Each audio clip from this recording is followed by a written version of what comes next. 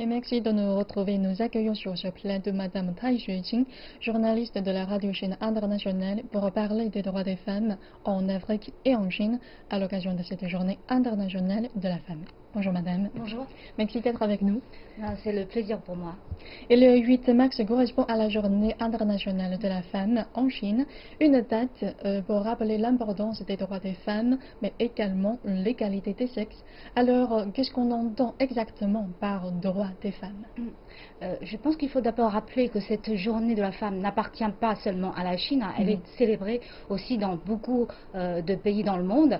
Sinon aujourd'hui, quand on parle de l'égalité entre les deux sexes, je pense qu'il s'agirait en premier lieu de l'égalité des chances entre l'homme et la femme. C'est-à-dire qu'il faut que la jeune fille puisse avoir le même accès que le garçon à l'éducation, que la femme puisse avoir les mêmes chances sur le plan professionnel, au lieu de se heurter à des obstacles au moment où elle veut postuler pour un emploi, où elle veut obtenir une promotion professionnelle, que la femme soit rémunérée à la même hauteur que ses collègues masculins en faisant un même travail. Mais il y a aussi le plan familial. Il faut que la femme ait le même pouvoir de décision dans la famille, qu'elle puisse choisir selon sa propre volonté personnelle l'ordre de priorité entre ces différents rôles, c'est-à-dire ses rôles d'épouse, de mère et de femme professionnelle, au lieu de se retrouver obligée de répondre à la volonté des autres ou de se conformer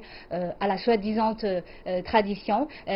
Sinon, aussi sur le plan personnel, il faut que la femme puisse décider d'elle-même dans quel mode de vie elle pourrait totalement s'épanouir. C'est-à-dire si elle souhaite elle souhaite être mère ou épouse pour se consacrer totalement à son foyer, ou elle préfère plutôt vivre toute seule, ou même être mère célibataire. Alors tout est question de choix personnel, qu'on arrête de la juger selon les vieux clichés. Enfin, sur le plan humain, il faut que toute la société regarde la femme comme un être à part entière, tout à fait comme l'homme, au lieu d'être une personne qui est tout le temps aux dépens de l'autre, au lieu d'être un genre, disons, secondaire ou décoratif. Donc il s'agit d'une indépendance, mais également d'une liberté. Voilà, tout à fait. Ok. Et ensuite, faisons maintenant un tour en Côte d'Ivoire, où notre correspondante Christina Niaouré a recueilli quelques avis sur les droits des femmes en Afrique. Écoutons. Eh bien, il faut d'abord noter que d'énormes progrès ont été réalisés en ce qui concerne le droit de la femme en Afrique. Aujourd'hui, il n'est plus rare de voir des femmes entrepreneurs ou directrices d'institutions internationales, et elles sont même comptées dans les parlements nationaux. Ces dernières années, il y a eu un niveau important de participation de femmes dans la vie politique dans les pays africains. Si on prend le cas du Sénégal, de la Côte d'Ivoire, du Rwanda, où 40 à 60% des femmes sont des députées. Donc là, on peut dire que vraiment, il y a eu un certain équilibre en matière d'égalité du genre en Afrique. Donc là, je vous propose même d'écouter des témoignages des femmes africaines, de certaines femmes entrepreneurs qui sont devenues aujourd'hui des chefs d'entreprise. On a la nouvelle génération, on a nos sœurs, nos petites sœurs qui sont là, qu'il faut également sensibiliser à chaque fois sur leurs droits, mais aussi coacher ces jeunes filles pour qu'elles continuent d'avoir confiance en elles et qu'elles ne se laissent pas brimer par la société qui leur dit qu'elles ne sont pas capables. J'ai vécu des difficultés, j'ai été victime de sexisme, mais ça continue encore, hein. Beaucoup moins, mais ça continue encore. Donc c'était pas une période forcément facile, mais après, comme j'aime les difficultés, je pense que c'est grâce à ces difficultés que j'ai pu arriver à ce niveau. Une femme, on est né pour se battre. Une femme n'a qu'à se battre pour avoir pour elle. On ne peut pas s'asseoir pour attendre un homme. Il faut qu'un homme s'en chercher tous les jours pour venir nous donner. Il faut qu'on ait qu'à être courageuse. On est dans un foyer, mais on se suffit, on prend nos vies en main. On s'occupe de la famille comme il faut. Effectivement, en écoutant ces femmes-là, On comprend qu'il y a eu d'énormes progrès en ce qui concerne l'évolution, l'émancipation de la femme africaine. Cependant, des difficultés persistent. Si on prend le cas des lois coutumières qui constituent aujourd'hui un frein majeur à la libération de la femme en Afrique. À ce jour, environ 125 millions de femmes africaines auraient été mariées à l'âge de 18 ans. Si on prend des pays comme le Niger, le Mali, la Guinée, à ce jour-là, dans ces pays, les jeunes filles sont encore victimes de mariages précoces, de grossesses précoces, ce qui les empêche d'aller loin dans leurs études. Et c'est vrai que des associations, des ONG sont en train de lutter contre ces pratiques-là, mais il faut quand même dire qu'à ce niveau-là, il reste encore du chemin à faire en Afrique.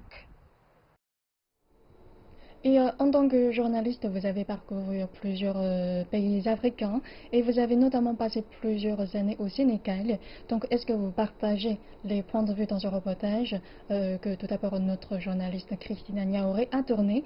Et quelle est votre impression sur le statut et les droits des femmes en Afrique et en particulier au Sénégal? Au fait, les femmes qu'on a montrées tout à l'heure dans le petit reportage, cela correspond tout à fait à l'image de la femme sénégalaise que moi j'ai eu l'occasion de découvrir. Sinon, c'est vrai que quelqu'un qui n'est jamais allé en Afrique peut avoir l'impression, il peut croire qu'aujourd'hui la femme africaine continue à vivre dans des conditions affreuses. En effet, toutes ces images de famine, de guerre, d'épidémie, de déplacés, d'immigrés qu'on voit tout le temps sur l'écran semble toutes confirmer cette impression. Mais en effet, une fois sur place, on se rend compte tout de suite qu'aujourd'hui, l'Afrique, c'est une partie de notre monde moderne, que ça fait très très longtemps que l'idée de l'égalité des deux sexes a atteint le continent africain.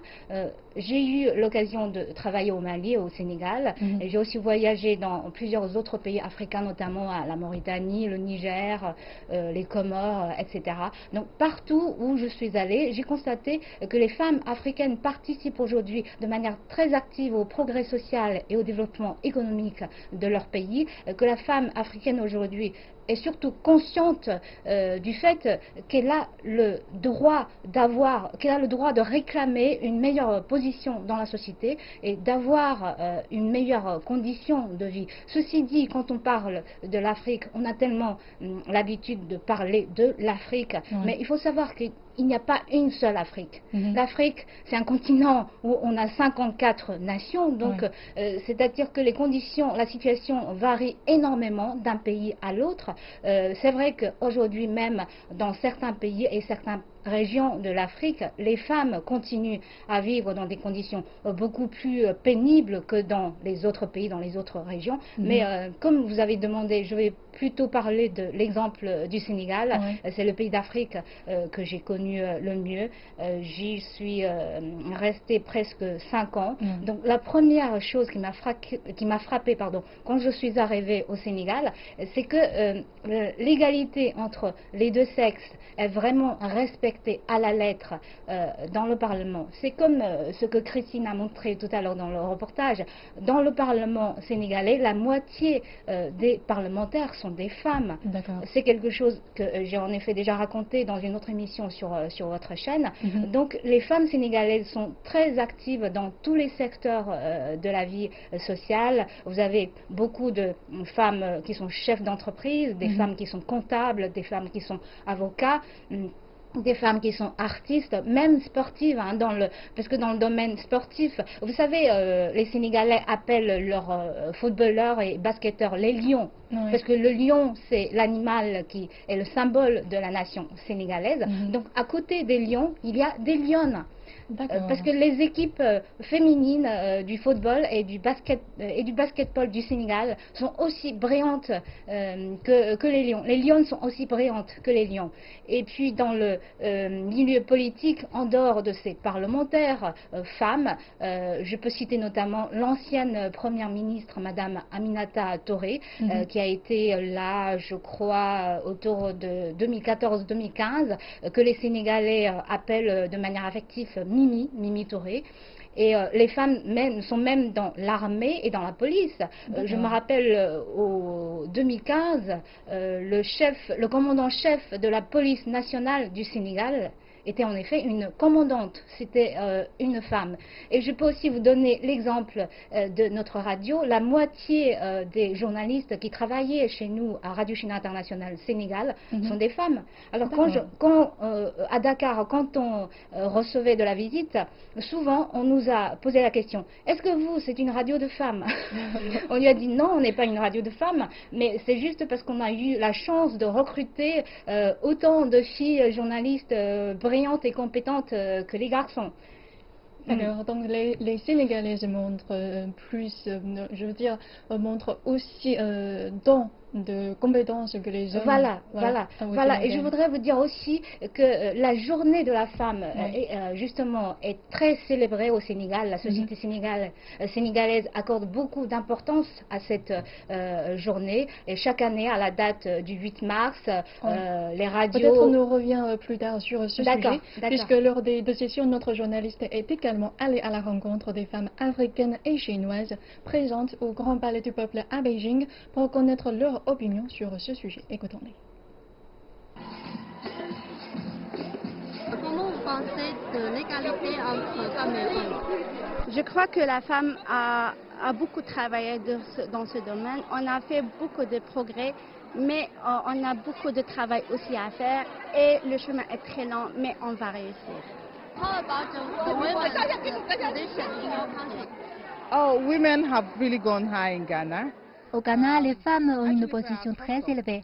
En fait, selon la tradition, quand nous devons choisir un chef, c'est la femme qui décide qui devient le chef. Donc, selon la tradition, les femmes ont toujours eu une position élevée. Et pour ce qui est de l'équipe moderne, le Ghana est aussi réveillé. Maintenant, notre chef de cabinet est aussi une femme. Elle a été nommée le président. Pour l'organe judiciaire, la responsable est une femme. Notre commissaire électoral est une femme. Nous avons donc beaucoup de femmes à des postes clés au Ghana et je suis fière aussi d'être une femme. In your country, what kinds of efforts do the government make to guarantee the rights of the woman? One important effort the government has made in Sierra Leone is that l'un des efforts importants que le gouvernement a fait en Sierra Leone concerne les violences domestiques. Vous savez, avant les hommes battaient les femmes, ils traitaient vraiment mal les femmes. Et maintenant, en Sierra Leone, c'est un crime grave de battre les femmes. Ensuite, récemment, le gouvernement a promulgué une loi contre le viol en Afrique, en Sierra Leone. How do you see the women's rights in China?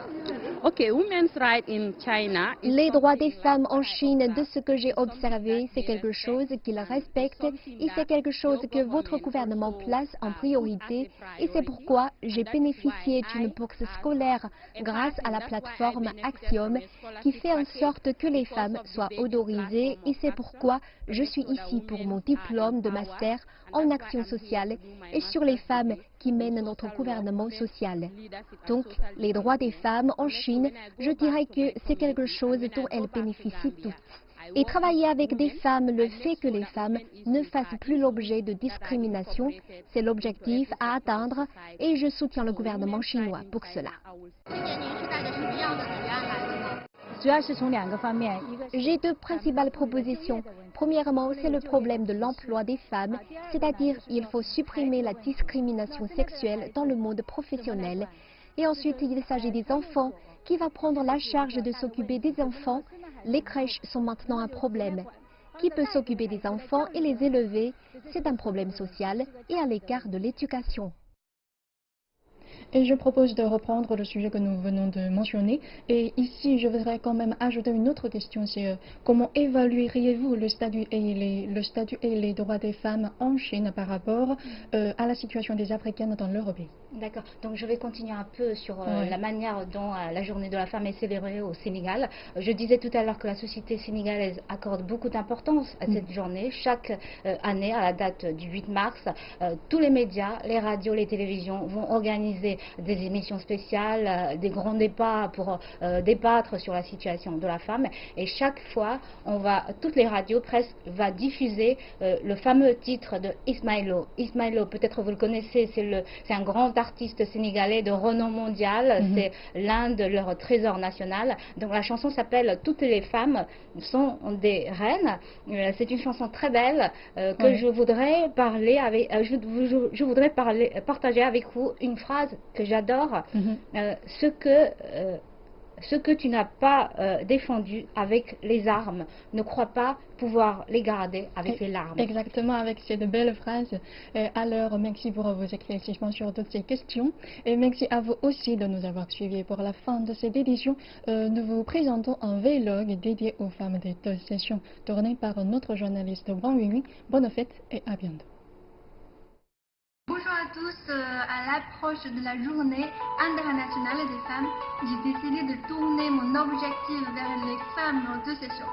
Allez, bonne fête à vous toutes, mesdames.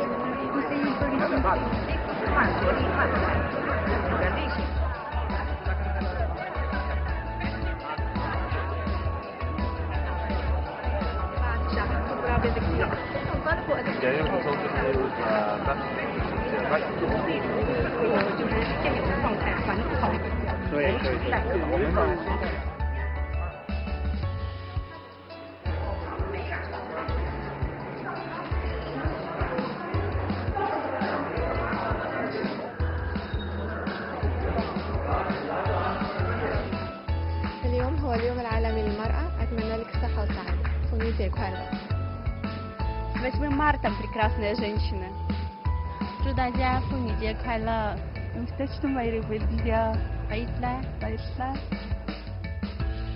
fête des femmes. 祝大家妇女节快乐。